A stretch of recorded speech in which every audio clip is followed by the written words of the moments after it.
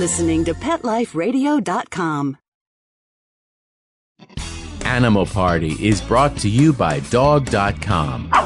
For everything and anything dog, shop Dog.com today for all the top brands. Greenies, Frontline, Kong, Nylabone, Royal Canin, and more. Shop at Dog.com and use the promo code SADPARTY, SADPARTY, and get $15 off your order of $75 or more.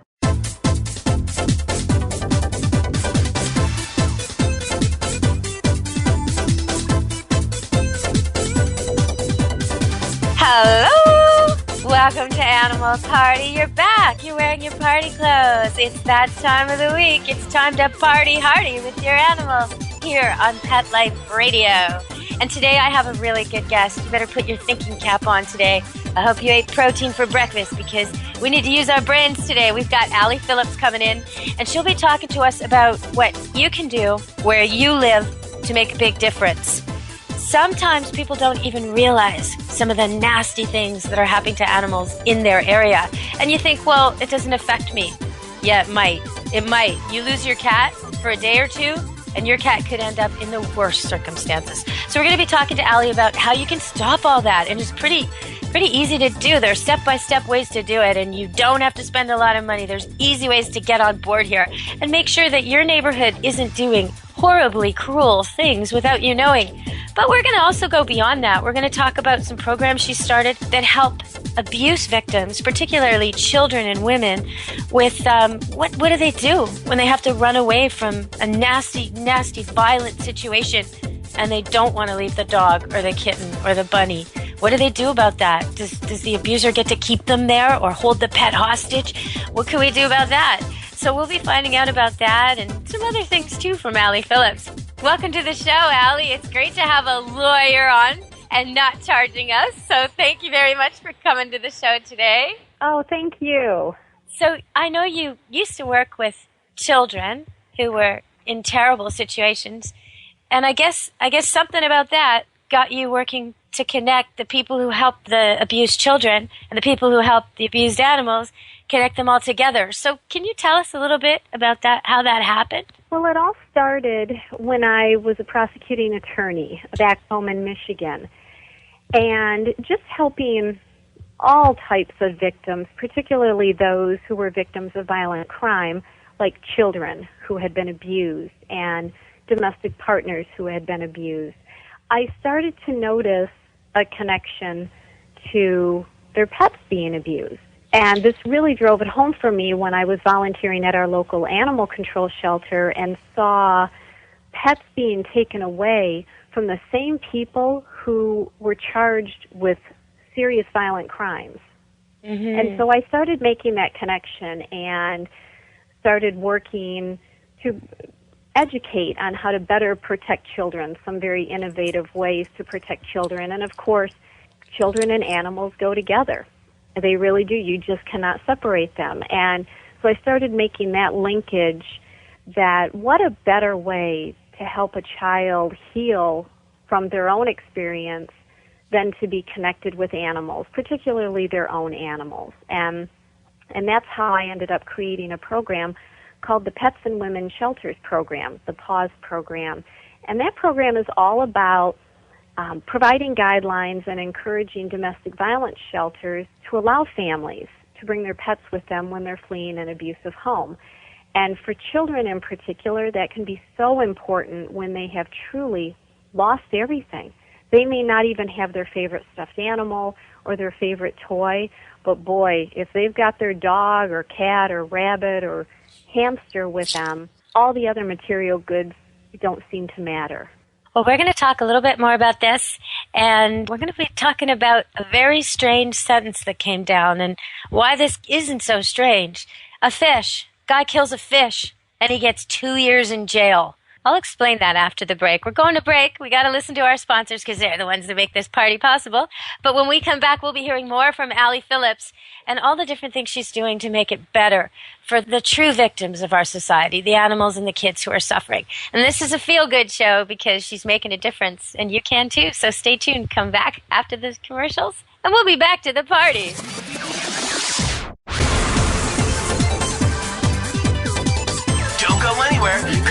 best is yet to come. Stick around.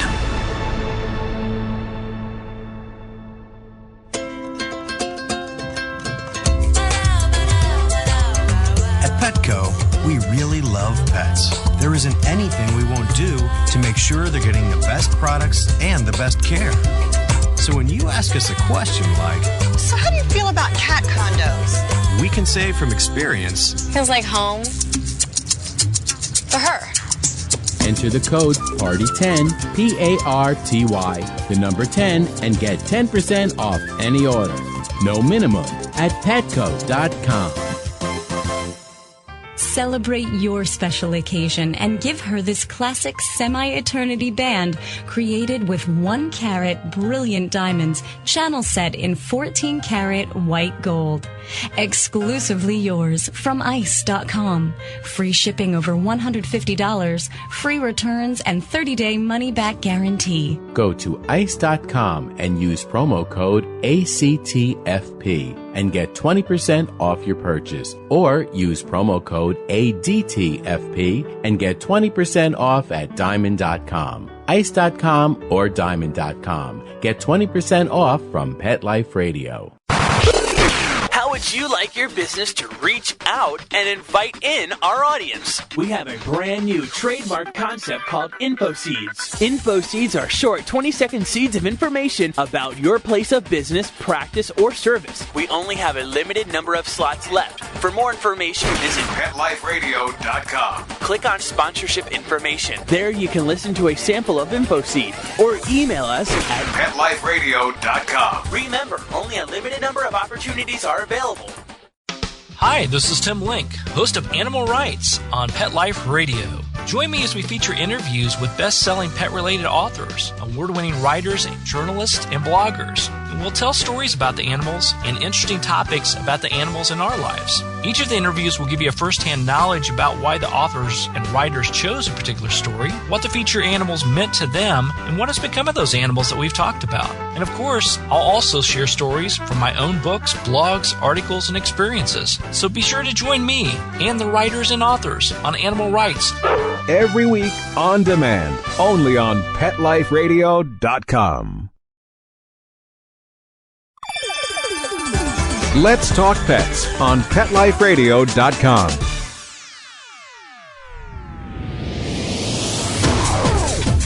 You're inside the VIP room with the hottest party in town. Back to the party. Let's go!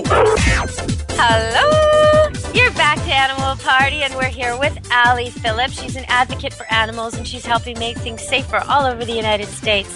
So, Allie, you were telling me how when a kid's really been through a lot, maybe a victim of domestic violence or sexual abuse or witnessed it, and they're going through the process, they're going into the system, they're going to have to testify perhaps, or at least tell adults about what happened. Okay, so you're making it so that when they're in there, they've got an animal. Is that right? Is that what you're telling me? Yes, and that's actually a second program that I helped to co-create about placing therapy animals with children as they go through the court process. Because for anyone listening who has ever had to go to court, maybe they got called for jury duty or they had to go and deal with a speeding ticket, it's nerve-wracking for an adult. Now imagine you're 6 years old and you need to go and testify in front of a room full of strangers about something terrible that happened to you or something terrible that happened to a parent. And it's or by a parent to another parent. So you're supposed to take sides. That's another awkward part of all this. It's terrible, and it's a terrible thing for children to go through. And so why not provide them a little bit of comfort? And there's therapy animal programs popping up all over the country specifically assigned to help in the court system. Well, you know, up here recently, there was a terrible murder of a young woman, and the family was distraught, heartbroken. It was just awful in a place called Delta, which is a suburb of Vancouver. And for the first time ever, they had exactly what you just mentioned. They had a therapy dog assigned to the Delta Police Force, a Labrador Retriever that was trained by PADS, just trained to do therapy. And this dog works there full time. And it helped those people. It really did. I mean, they're coming in distraught at their worst. They have to talk about something they don't want to talk about. And the dog is giving them nothing but comfort. No judgments. Just affection in the moment, comfort, going to the person who needs it most like he's trained to do. It's incredible how that helps people. I can only imagine what that would do for kids. It's really heartwarming to watch the children relate to these therapy animals, and especially the children who are so closed down and they're so, wrapped in their own inner world of what happened to them or what they may have witnessed. And then to watch a therapy animal literally unlock that child's inner world and that child's words. And I've actually seen children make disclosures to therapy animals. They lift the ear of the dog or they whisper right to the cat's ear of what happened. And that's the start of the healing process. And I think anyone who works in the field of protecting children, not only do we want to get them into a safe place, but we want to make them whole. We want to take them right back to square one where this did not happen. And that's difficult to do, but it's much easier when you put a therapy animal in the picture. Well, I'm thinking about how it must feel to these kids. I mean, they're terrified. They've just been through something horrible. But now they're in a building they don't know with people they don't know, and it smells wrong and it sounds wrong, and there's adults all around them. It might be the middle of the night. They might be in their pajamas. There they are in this situation. And what do they see? They see a bunny or a cat or a dog that isn't stressed out, that isn't in jeopardy. They see a tiny little animal more vulnerable than themselves, and the animal is okay. So that's got to, even without consciously understanding that, that's got to really help them on a really primitive level to walk into a situation where there's some little tiny defenseless little creature and it's fine. It's running on its little wheel or it's purring up against them. It just must send so many signals to them to relax. You're safe. It does. And it really does show to the children that it is a safe place because, how cool is that? To walk into a children's advocacy center or a police station or a courtroom, and there's a therapy animal. All of a sudden, everyone in that room, all the professionals, are not the big, scary adults who are going to ask about difficult things, but they're the cool people who have a therapy dog or a therapy cat. And this is why I was so passionate about this issue. I coordinated with a former colleague of mine who runs the Animal Assisted Therapy Program with the American Humane Association, and together we co-created Therapy Animal Supporting Kids. And if anyone is interested in reading the guidelines that we put together on how exactly you can do this to benefit children, I have the guidelines as a free download off of my website. Okay, so we've talked a little bit about this, but maybe people don't realize how strong a connection there is. Like we've been talking about children needing animals to make them feel better when they're at their worst, and why it's so important. I think there are some people listening who would say, look, if a family's in jeopardy, forget about the animal, get the human safe. But I think that's overlooking the fact that the animal can be a bargaining chip, right? And maybe you could explain that a little bit? Yes, it's what we call the co-occurrence between animal cruelty and violence to people. Some people call it the link. Or linkages from animal cruelty to human violence. And what the research has shown, and it's not just research in the United States, but it is internationally recognized research, that when people are cruel to animals, they are more likely to be cruel to humans. And we find that when people are cruel to animals, sometimes it is, like you said, a bargaining chip. These animals are targeted. And they may be targeted to secure silence or compliance from adult and child victims, because if you were being abused and your abuser says to you, if you tell anyone I'm going to kill your cat, a lot of people would keep quiet in order to keep their pets safe. And it's part of the control mechanism of these abusers to keep their victims silent and compliant. And so that's why it is so important when a family is to the point where they can safely leave an abusive home, they cannot leave the pet behind. Because what a better tool for the abuser to say, if you do not come back right now, your dog is dead. Yeah. It's just terrible. And like you were saying, the kids at that point in their life, the thing they need most is that pet with them, not somewhere else. But there they are. They're running. The mom's scared. Maybe it's not the mom. Maybe it's the dad. But there's a grown-up taking care of the kids who's scared, and they're running, and they're trying to get help, and they're going to a shelter. And when they get there, they're not exactly going to get open arms when they show up with their partly house-trained gigantic mutt or their cat who hates everybody, right? I mean, sometimes it's, and I'm sure when you began this work, these animals were not being received well. So what do we do about that, and what are you doing about that? Well, knowing that there's about 2,500 family violence shelters in the United States, and about 5 or 6 years ago, when I seriously started training on this issue, an issue that I had thought up back in the mid-'90s when I was a prosecutor, but when I really started training others about, hey, you can do this, and here are some guidelines that I've put together, at the time I only knew of about 4 out of 2,500 shelters that were doing this. And so I got a little fed up and decided, you know what, if I really believe in this, I need to put my money where my mouth is. So I wrote the guidelines and launched the Pets and Women Shelters program. And like you said, it could even be, men who are victims of domestic violence, and there are many shelters who accept male victims. But primarily the shelters are housing women, hence the name Pets and Women Shelters program. And what this program does, and through very simple, easy to implement guidelines, is show them how they can allow families to bring their pets on site. And there's 3 different housing systems for how you can do this. The first is obviously putting the pets right into the room with the families.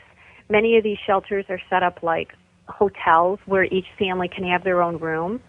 That would be nice. Yeah, that's the best. Why not put the cat or dog with them? But for shelters who are concerned about allergies, maybe there's other residents there who have allergies, the second option is to find a space inside the shelter, maybe a spare room, that can act as an indoor kennel. And then that's a way to better control allergies, and maybe if there's concerns about barking or cats meowing all night, they're more secured and off to the side. The Naples, Florida shelter does that and has that sort of model, and it's beautiful and it works wonderfully. And then the third option, if none of those work, if you don't have the room inside or you're concerned about allergies, why not build a little backyard kennel? And that's what I've been helping a lot of shelters to do, is how to, create these little backyard kennels and maybe little dog runs and make it safe, so that when other residents, including children, are out in this backyard, they don't have to worry about anybody being bit. And and they can safeguard the animals and make sure that everyone is safe in the process. And so the PAWS Program Startup Guide, which is also available as a free download off of my website, details exactly how to do this. And it's really taken off like wildfire. It launched about 3 years ago, and we grew from 4 shelters to 60. Oh my goodness, that's great. It's 4 to 60. That's huge. But that leaves a lot out. And I want people to know that if you're in an abusive situation, if you're in a situation where you think you've got to get out for the safety of yourself or your kids, your own sanity, your own well-being, you have to get out and you have a pet, and you know that your area shelter doesn't take pets. Take your pet with you anyway. Show up there with your pet, and they'll find somebody. They'll find somebody like me, probably. Somebody who runs a kennel or cat rescue place or a link, a group of foster networking pet lovers. They'll find some place for your pet to be for a couple weeks or a month without costing you, so you can get out of this situation. Nobody wants you to put you and your children at risk and your pet at risk just because there's no room right now. So I just wanted to put that out there. Yes, and there's actually 2 different websites that provide shelters and resources for families in need. The concept that you were talking about, where the pets are maybe put in an off-site location, such as a foster home, a boarding facility, a veterinary clinic. There's a list of participating agencies willing to help on a website by Ahimsa House, and that's AHIMSA house.org. And if you go to that website, you'll find the listing, and this is a program we often call Safe Havens. Nice. So I would encourage listeners take a look at that website. And then for the on-site housing, the pause program type housing, my website has a listing of all the participating shelters, and the list grows every week and every day. So if somebody listening right now, we have to go to commercial break, so we'll have to talk about this when we come back. But if somebody listening right now is thinking, I want to help. Okay, I have a dog who loves children and it's really well trained. How can I help? How can I visit kids who need this? Or, if people are out there and they're thinking they want to help, okay, we'll tell you about that. And we're also going to be telling you about something dangerous that is probably going on in your neighborhood and you don't even know. If your cat or dog goes missing for a couple weeks, maybe you're out of town and your mother's looking after your dog and he goes missing and she tries to keep it secret and doesn't tell you right away, your dog can end up somewhere really, really bad. So we're going to talk about that and how you can stop that after the commercial break when we come back to the party with our animal advocate guest, Allie Phillips. And thank you so much, Allie. This has been so informative so far. We'll be back. Stay tuned to the Animal Party. Don't leave this party before it's over because the best is yet to come. Only losers leave the party early anyway. Party on. Back in a few. Love your pets but wish their medications were a lot less expensive? They are at 1-800-PET-MEDS. You'll not only save on flea and heartworm medications, but on prescriptions for arthritis, incontinence, thyroid, and more. And you get fast service, free shipping, and a 100% satisfaction guarantee. Plus, our licensed pharmacists ensure accuracy, monitor drug interaction, and more. See why over 5 million people have trusted their pet's health to 1-800-PET-MEDS, America's largest pet pharmacy. Call now or order online.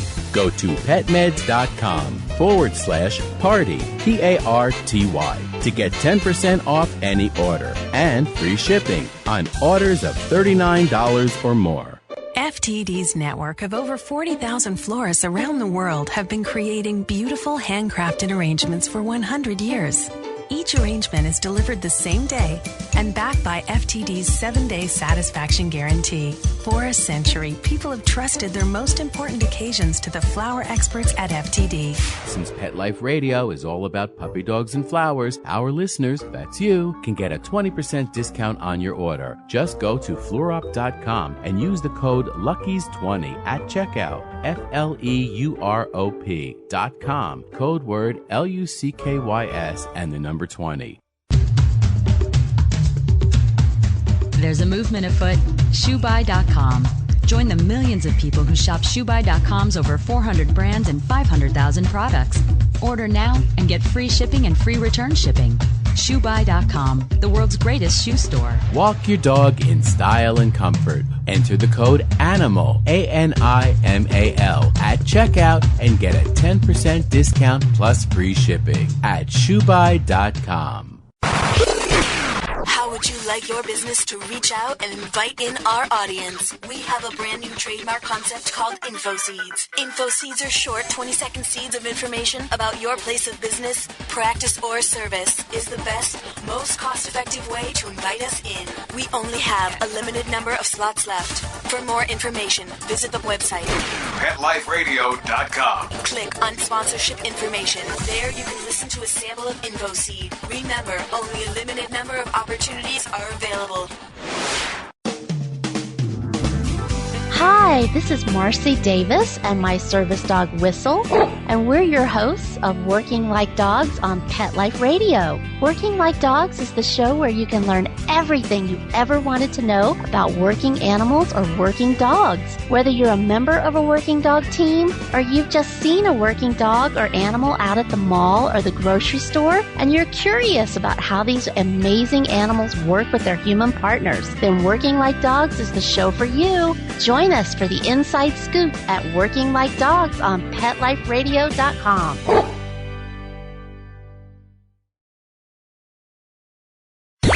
Let's talk pets. Let's talk pets On Pet Life Radio. Pet Life Radio. PetLifeRadio.com.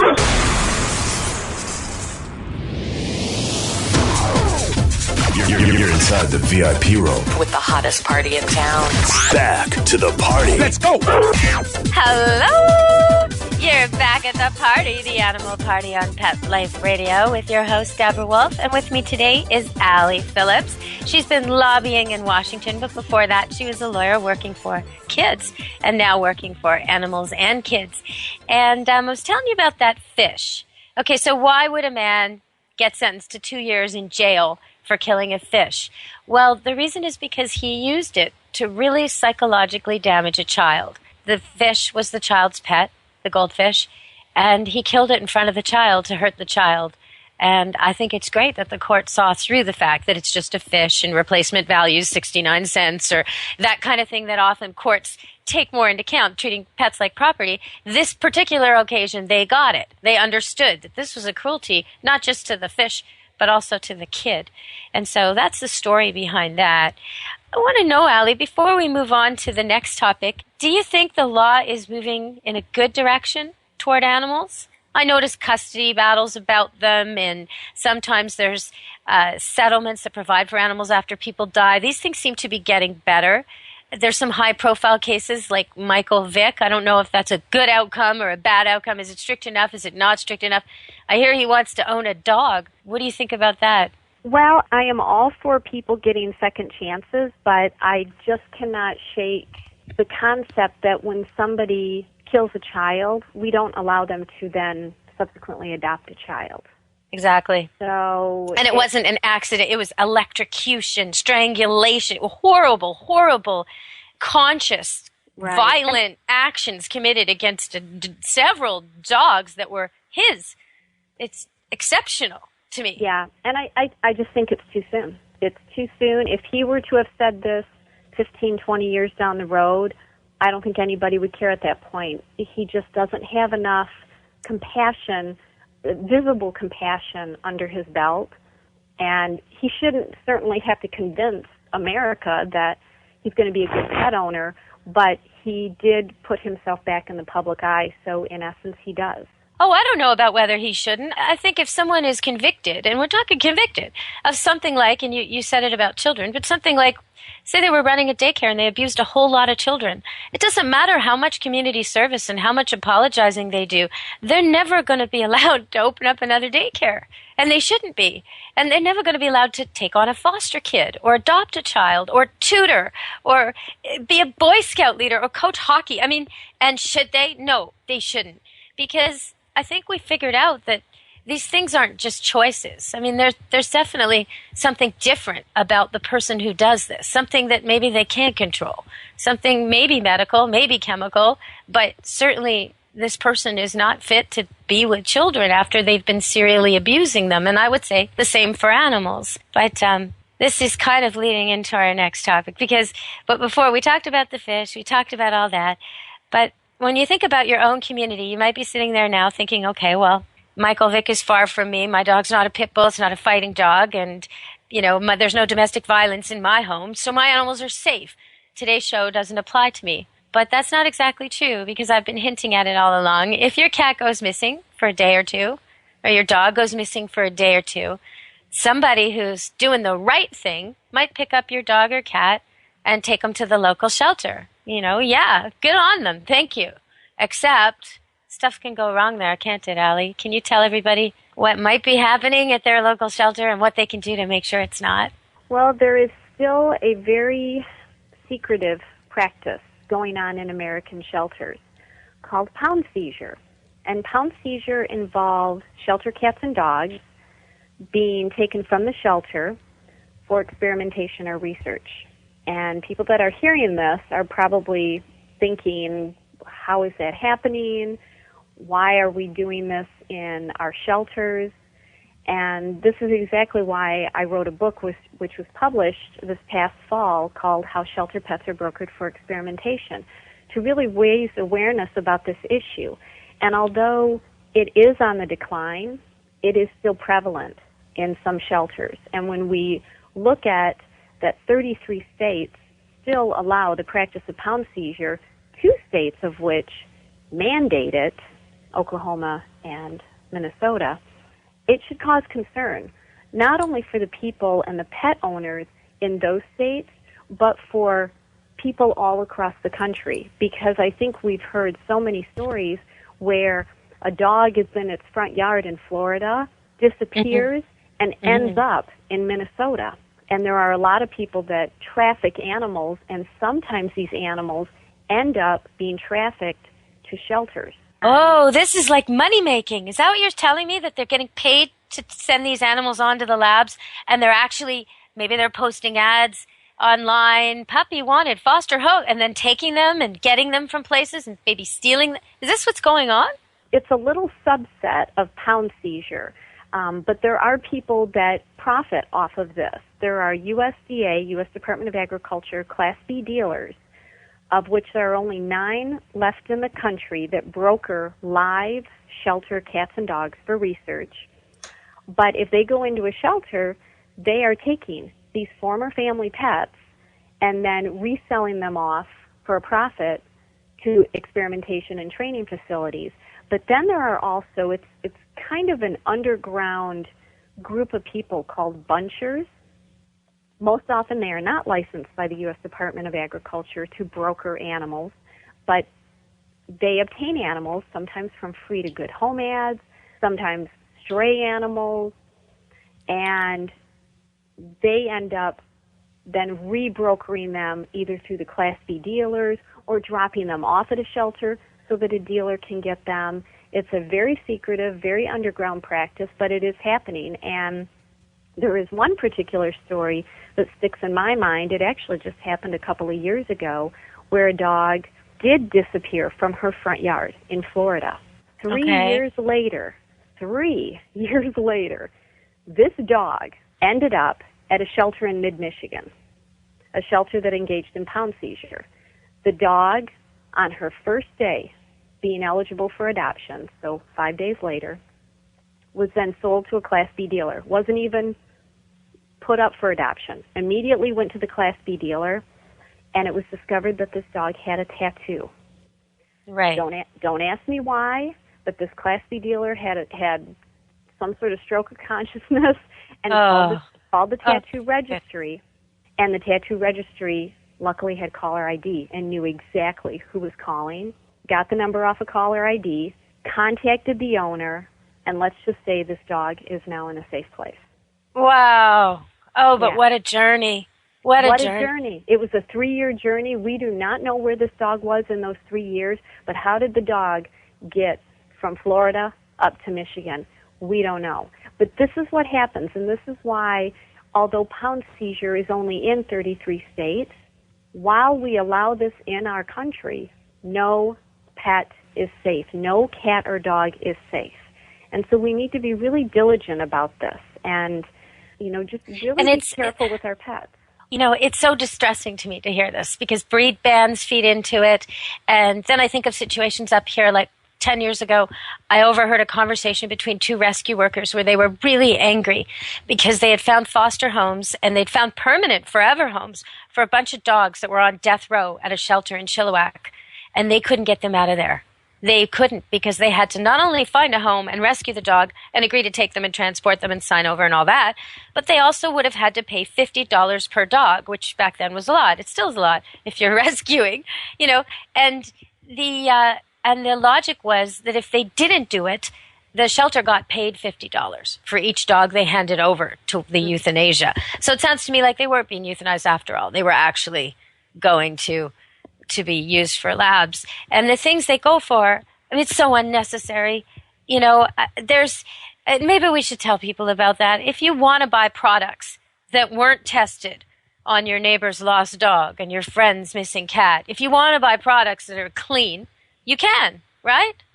Oh, absolutely. There's a wonderful website called leapingbunny.com, and you just look for the little leaping bunny on the back of household cleaning products and cosmetics, and there are more companies coming on board.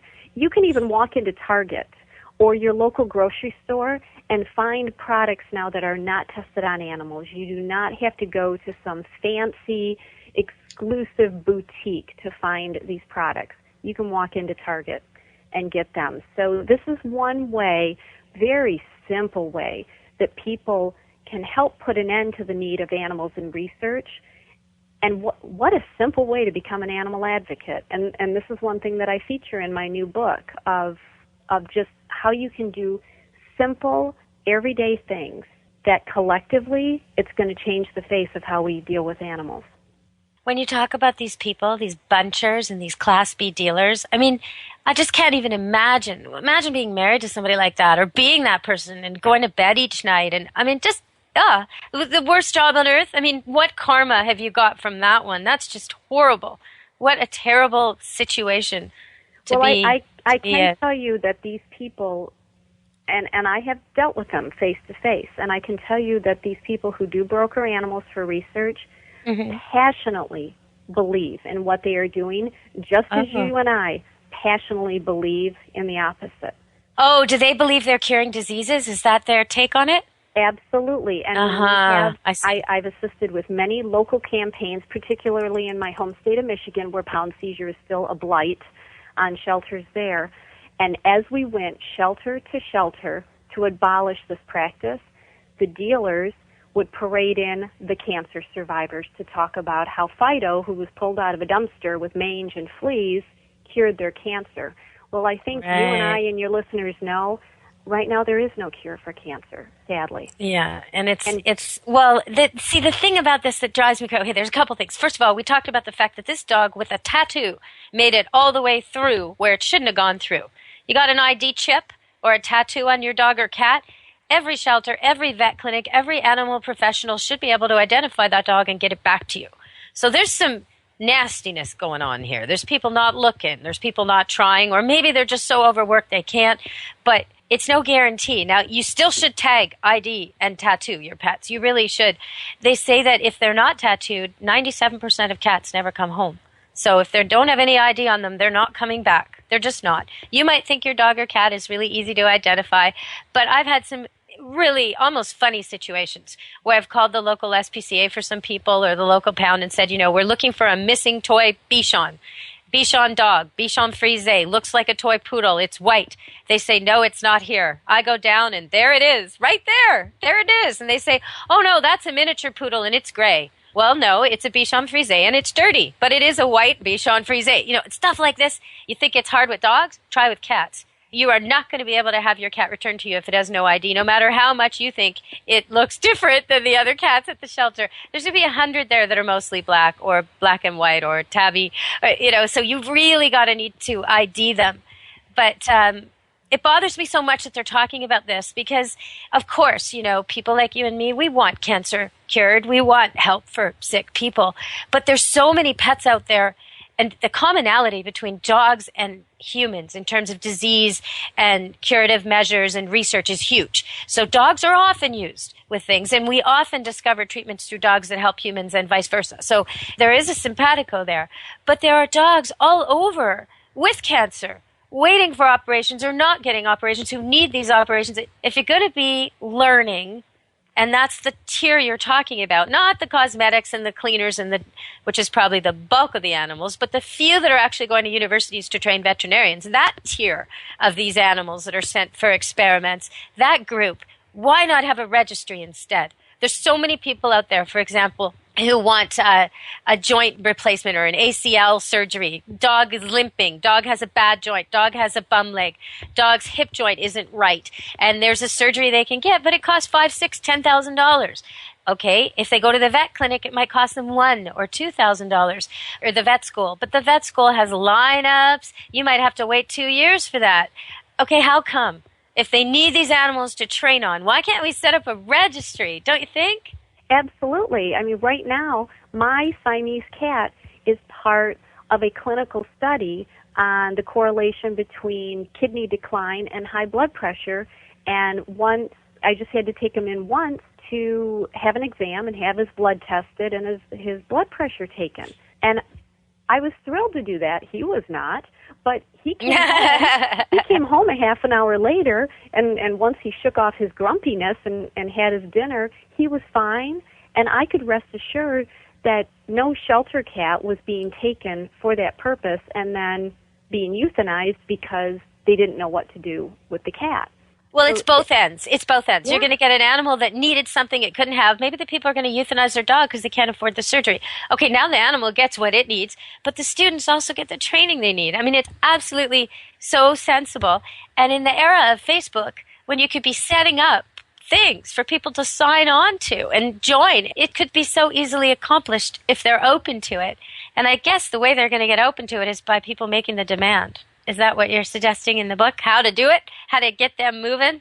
Absolutely. The book is filled with all sorts of advocacy tips on how to get involved, how to use your Is this voice. like letters or emails or like what are you telling people to do?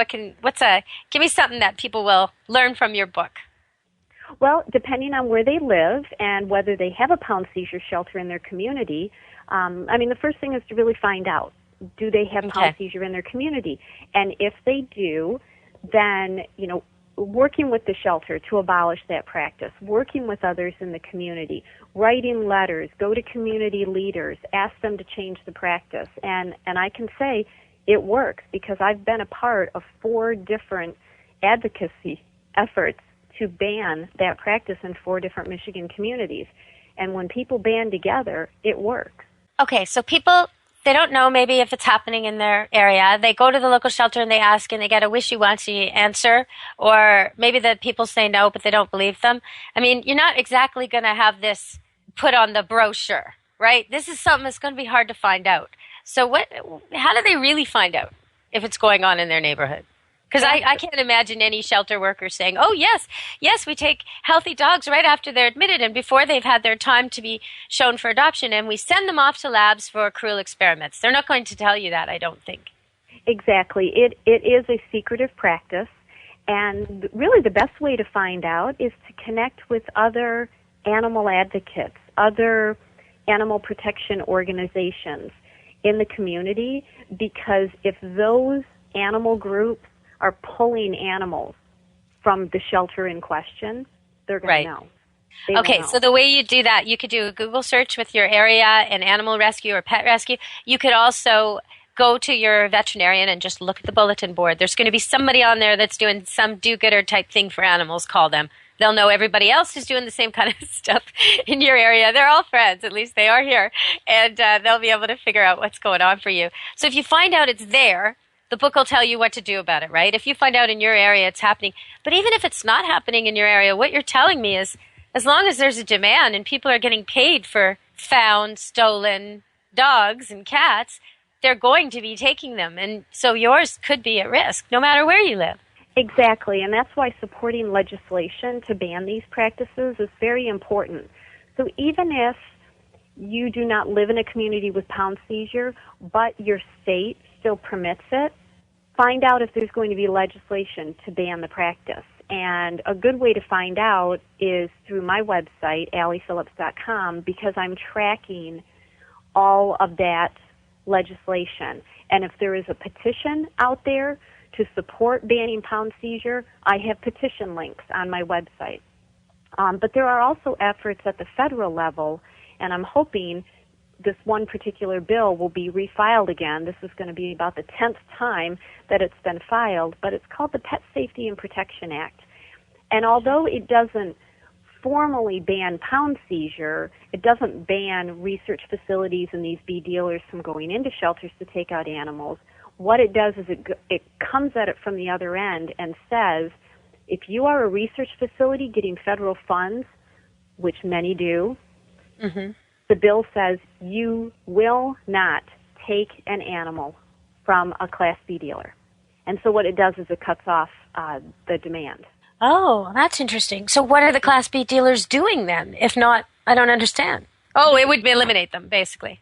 Well, no, it wouldn't eliminate them because Class B dealers can do other things, can broker. The Class B dealers would still be able to go into shelters and get animals and maybe resell them to veterinary clinics or medical schools. Okay, I see what you're saying. That don't get federal funds. So the federal bill is certainly going to close up the demand on one end. It doesn't completely abolish pound seizure across the board, which is why tackling it at the state level and sometimes just at the local level is the most effective way to do this.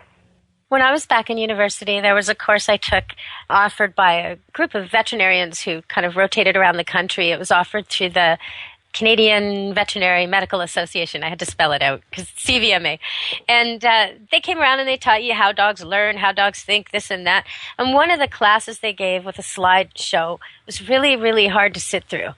A lot of them were, actually, because the roots of what they were teaching, the way that the research had been done in other decades previous, was really nasty. Things like Skinner boxes where an animal's put into something that shocks it so you can measure how it reacts to being electric shocked, and horrible, horrible things to try and figure out the basics of animal behavior. And it was a really, really hard part of the class to sit through. But there was a component that was ethics, and we kind of explored this. And we looked at how often research was done with animals that didn't need to be done, or could have been done in a kinder way, or could have had a different outcome. And people are thinking of their own little picture. And I remember one time you telling me of something that reminded me of that. But the kind of thing is, doing a procedure that really there's no reason for doing it. There's no result that could happen, and yet the animals endure a lot of pain. But in the time when I was talking to you, you mentioned something about spay and neuter that really hit home for me. And can you talk about that a little bit? That sometimes the small picture thinking, they'll spay and neuter a dog and then they'll actually kill it. Yes, and when a veterinary school goes to a local shelter to get cats and dogs to practice spay-neuter techniques to train the students on, that's pound seizure, because you're taking a shelter cat and dog for experimentation or training. But what we're finding, and what we did find in the past, was that after they were finished with the spay or the neuter, while the animal was still under being anesthetized, they would euthanize the animal. And to me, and to many people, that didn't make sense, because that animal was now more adoptable. That animal could go back to the shelter and had a better chance of being adopted because a very expensive procedure was just covered and paid for. And it makes so much sense. And there's probably another part of the budget going out to spay and neuter different animal. It makes why not adopt that animal? It's just done a good deed. Let it live. Exactly. Is how I think about it. And so that's been changing over the years, that sort of thinking, and more animals are being sent back to the shelter to be adopted, but still there is this segment of society that is still involved in this old way of thinking, this old way of, well, they're just animals, who cares, we'll just euthanize them. They're just using them as tools. Well, I'm sorry, an animal is not a tool, and the research is showing that. I mean, if anybody read the most recent Time magazine, there was also a National Geographic article about what animals know, what animals feel. I mean, there was well, it's incredible what they know. I mean, even just recently, a dog, a border collie, he just blew everybody away. We thought the smartest dogs knew 250 or 300 words. There was a toy poodle in Ottawa that demonstrated 300. Well, this guy, he's at 1,000 words. In fact, 1,022 objects by command, to the point where the humans who trained the dog cannot do this. They have to keep lists. They can't remember. I mean, I certainly couldn't remember 1,022 different exact green ball, red bone, yellow. There's no way I'd have to keep a list. So I think it's so funny. This dog is clearly smarter than they are. But there's also new evidence that it's so layered. The idea that if you take a dog or a cat, any animal actually, and you harm it, you cause it pain, you beat it up or do something horrible to it, in a room where there's other animals, they might not even have to see it. They might not even have to hear it. They're just in the same area. You can measure their blood and see that their body's under stress. They empathically, emotionally connect to the animal you're abusing. So there's a sensitivity and a communication going on there, far beyond the basic, go get ball, bring back ball, eat food that we tend to want to think when we want to treat animals badly. I think humans have a tendency to call anything they want to abuse stupid. It's okay to eat chicken if they're dumb. It's okay to eat turkey if it's stupid. It's okay to experiment on dogs. They don't know anyway. It's all right to leave your cat when you sell your house. It won't know the difference. That's not true. None of that is true. It's all not true. Dogs and cats, they not only can think and act, and some say, like Stanley Corn Intelligence of Dogs says they're about a 2 to 3-year-old level of intelligence, most dogs, but I think that's only on some levels. on other levels, like ability to read a human, ability to read your emotional stability, your physical stability, whether you're pregnant or not pregnant, whether you're stressed out, whether you're upset, whether you're violent, whether you're dangerous, whether you're a threat, all these type of things that humans aren't very good at reading. Dogs are far and away better than we are. In just so much more so that it's not even worth comparing, really. We're dummies. And so how does that rank us against them? Maybe they should be eating us, you know? So I have trouble with all this hierarchy where you say, okay, well, I'm above you, so therefore I can do anything I want to you. You know, if I am above you, then isn't it my obligation to take care of you, wouldn't you say? Well, exactly. And this is why I've been on this kind of campaign recently that we need to change how we relate to animals, how we think about animals, how we talk about animals, because the research is showing that animals are very evolved. They are high-level thinkers. They feel emotions. And if we as humans don't accept that and accept the scientific research showing what animals know, then really who's the dummy? Well, and there's some people out there shaking their heads saying, you know, my dog really is stupid. You don't know what you're talking about, lady. Or my cat, hip, dumb. You know, all he ever does is scratch the couch. Can't even find the litter box. Okay, those are behavioral problems. Those are attitude problems. And that's a lot more about you than the cat or the dog. But they really are gifted in ways we're not. You know, recently a cat saved a family from a house fire. The cat chose to stand its ground as the house was on fire and meow and meow and meow and wake the entire family. It could have left. You know, most people don't think of cats in that way. And dogs, we do respect and appreciate their loyalty and their dedication to us, but I don't think we appreciate how gifted they are. Like, for example, I used to be a dog walker for years, and I'm going to give you two examples of this. One that I know and one that you'll all know. Of how smart dogs are, and you'll see it every day and you might not notice.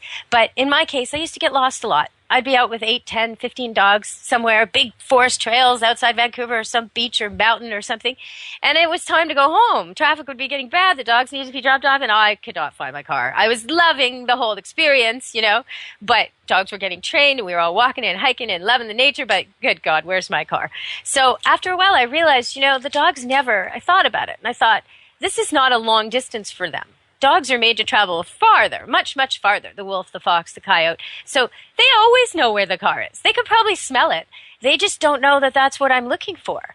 So I started to teach them. I just put a treat on the car, and I'll teach them one at a time and walk 10 feet away from the car and say, go find the car, and run up to the car with them, give them the treat, unleash. Then go a little farther, do it again, a little farther, do it again. Okay, now we've got a dog who will, as soon as you say, go find the car, he will. He knows what you're saying, and he runs to the car.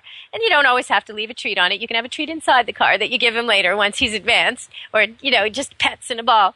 But the point is, you get to the point where your dog can always find the car, and then it really blows you away, because you can literally get completely lost on purpose and tell your dog to find the car, and it's amazing how quickly they find that car. Put a leash on him, because he may find it without you.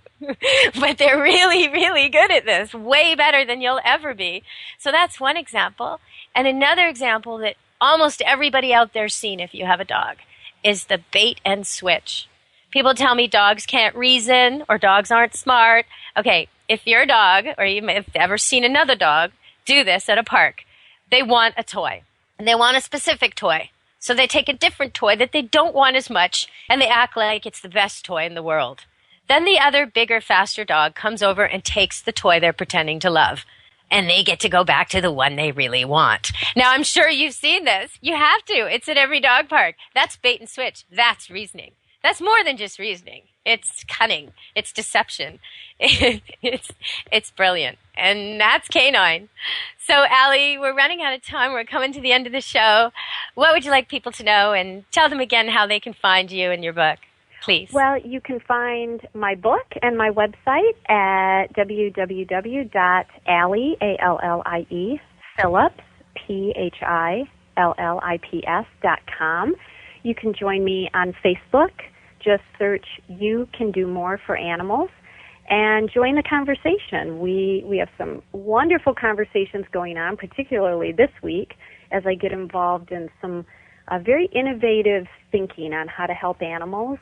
And stay tuned to my website. My next book will be coming out later this year. It's called Defending the Defenseless, how to become an animal advocate. Thank you, Allie. I hope we can have you back on the show in the future. That was a great, great party. So thank you very much. Thank you. I love being on this show and talking to you. You challenge me to think, and I really appreciate it, and I appreciate you spreading the word and the message about how to protect the animals. Oh, thank you very much. Now I'm wagging my tail like a smart little border collie. The teacher said I was smart. Yay! Okay. Well, I don't know, 1,200 words like this one, though. That's pretty incredible, that dog. He was in the news. His name's Chaser, and he knows more than 1,000 words. Yeah, he's the smartest pooch ever, they say. I believe it. I'd love to be with him. He looks fantastic. I got a thing for herding dogs, though. This one looks really keen.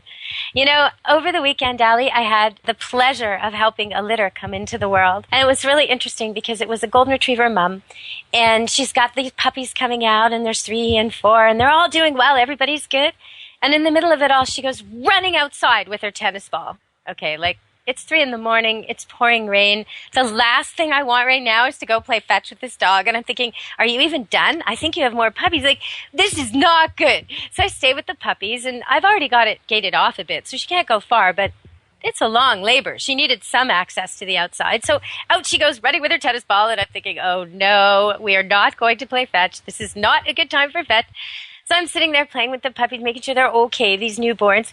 And it's getting too long. I put my coat on. I grab my flashlight. I start to go to the door. Just as I get to the door, she comes bursting in with what looks like a big muddy tennis ball. And I go back to the puppies and I show her, come on, come sit down. And she sits down and she tosses this thing into my lap. And it's disgusting. It's covered in mud. I'm about to throw it on the floor when I realize it's a puppy. She's actually in the mood. Yeah, she's been trying to play fetch. And she had a puppy. And it's fine. It's perfectly fine. It's squirming as I wipe it all off, get the mud off, and hand it to her to lick. And then seconds it's nursing and all is well. But she's still looking at the ball. She still wants the ball. So later, she gives birth to another puppy. Later, she goes out and gets the ball, comes back in.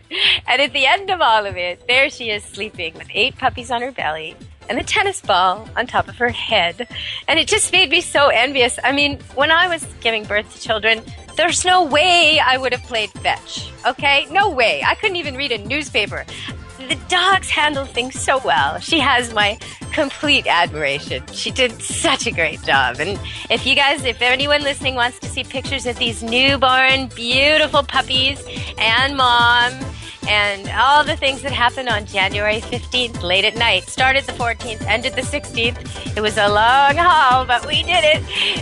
You can see the pictures on Facebook. Deborah Wolf, Pet Expert on Facebook. Check it out. And there's some stories there, too. So thank you again, Allie, and I hope everyone who wants to help with animals will check you out online and get your book and start making the world a better place for animals and kids. Thank you. Oh, thank you, Deborah. All right. We'll be back with the party next week, everybody. Be good to your animals. Let's Talk Pets. Every week on demand.